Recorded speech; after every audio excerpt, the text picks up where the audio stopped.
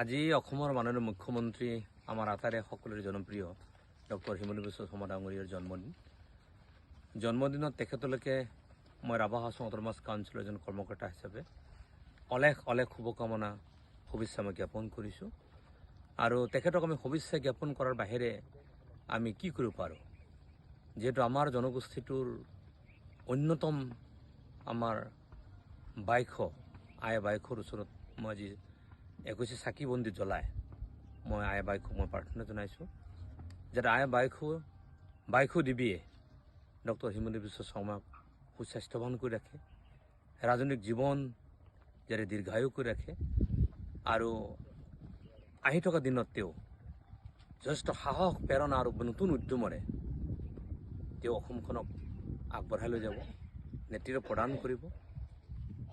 Rabha Hasong autonomous কাউন্সিলবাসীৰ হৈও মই তেখেতক আই বাইশৰ ওচৰত মই প্ৰাৰ্থনা জনাইছোঁ, হাছঙৰ প্ৰাৰ্থনা জনাইছোঁ। আৰু আই বাইশৰ ওচৰত মই কটজোৰে হাত জোৰে মই প্ৰাৰ্থনা জনাইছোঁ যাতে তেখেতে আমাৰ আটাইৰে শ্ৰদ্ধাৰ মুখ্যমন্ত্ৰী হিমন্ত বিশ্ব শৰ্মা ডাঙৰীয়াৰ দীৰ্ঘায়ু সুস্বাস্থ্যৱান আৰু তেওঁৰ ৰাজনৈতিক জীৱন দীৰ্ঘদিন ধৰি তেওঁ আমাক নেতৃত্ব দিব পাৰে, ভাল কাম কৰিব পাৰে, দেহত থকা সকলো পীড়া যাতে আঁতৰি যায় তাকে মই কামনা কৰিছোঁ আই বাইশৰ ওচৰত, বাইশৰ ওচৰত। আৰু আমি নিশ্চিত আই বাইশে তেখেতক সাহস প্ৰেৰণা আশীৰ্বাদ প্ৰদান কৰিব আৰু সেই আশীৰ্বাদত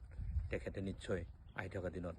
অসমখনক ভালকৈ চলাবৰ কাৰণে তেওঁ নতুন সাহস প্ৰেৰণা উদ্যম